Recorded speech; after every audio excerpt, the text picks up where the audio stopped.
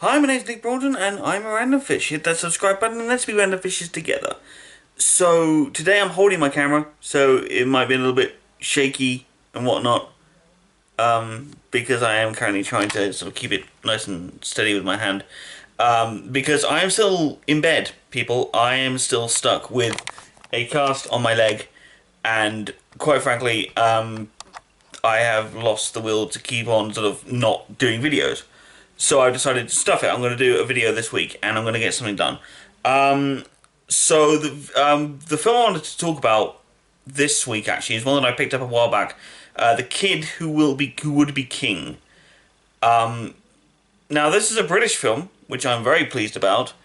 Um, just a second. I just want to try something here. Hold on. There we go. That's better. Um, of course it's going to do that. Okay, so yeah, but here's the thing. Um, the film, it wasn't received well by audiences. The cast is essentially a bunch of unknown actors, with one exception, which is that Patrick Stewart is in this film.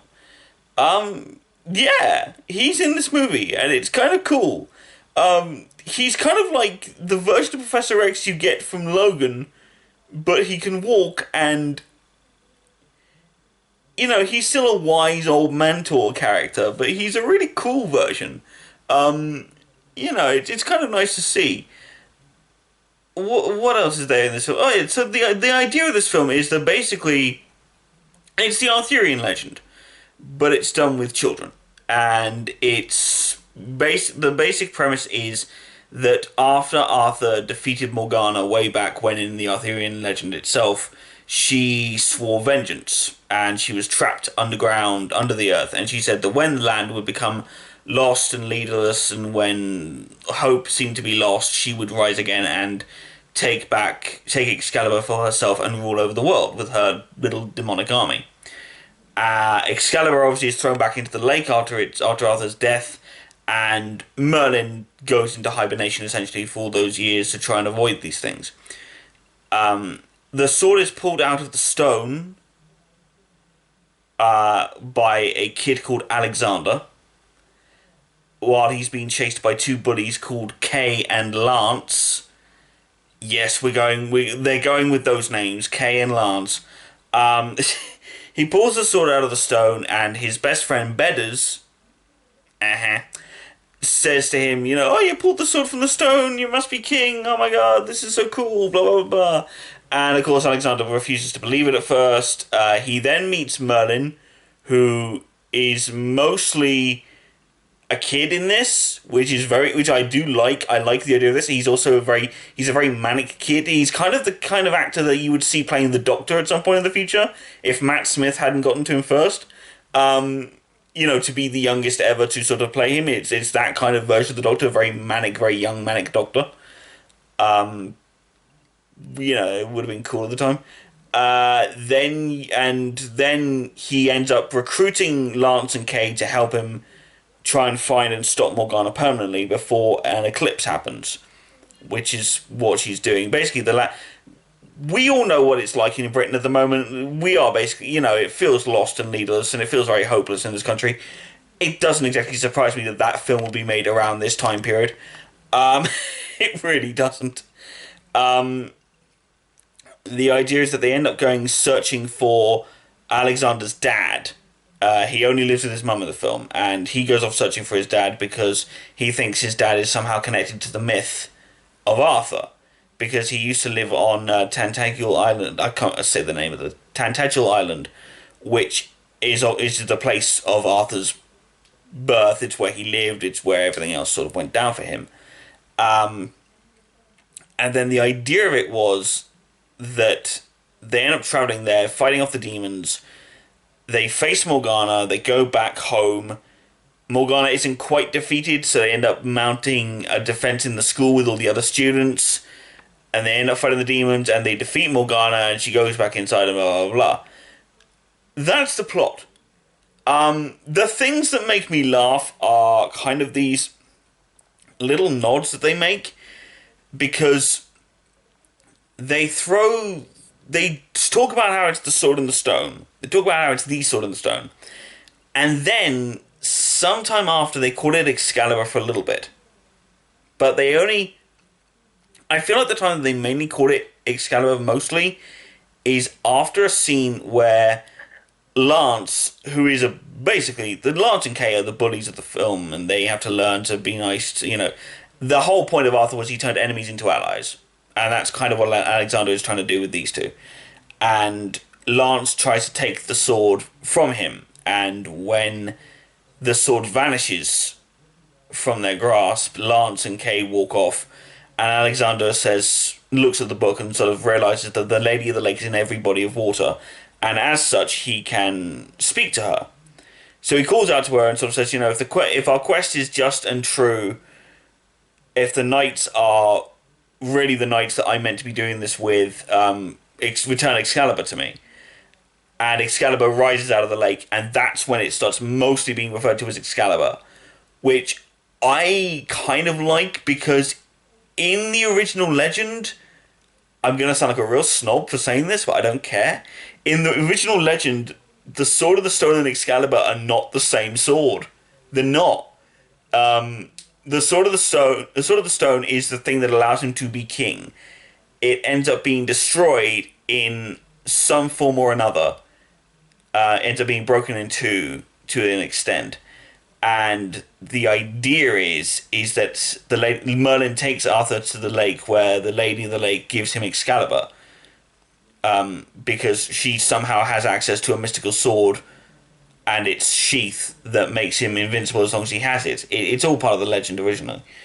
And ironically, actually, in the original legend anyway, that sword ends up going to Mordred, who ends up killing Arthur in the final fights in the story. There's no Mordred in this, which I'm kind of happy about, but at the same time I really wanted there to be a Mordred. Or at least one, maybe not a Mordred, but a version that Arthur could fight in the final battle that wasn't some demonic ultra demon. Like a slightly deranged version of a harpy. That's another thing. The effects in this film, they're good for the most part. And then, for example, the demons that they fight, they are shadow and flame creatures that ride horses. They look like more humanized and horse versions of the Balrog from the first Lord of the Rings film. And it's really impressive. It's good effects. I like these effects. What I don't like is Morgana. When she transforms in the final battle in the school, it looks a little bit like Dracula's final form in Van Helsing. It's not very impressive and it looks very fake. Van Helsing I could just about slightly give a pass to because it was made in 2003, back when we didn't know any better. But this was made in 2018, 2019, people.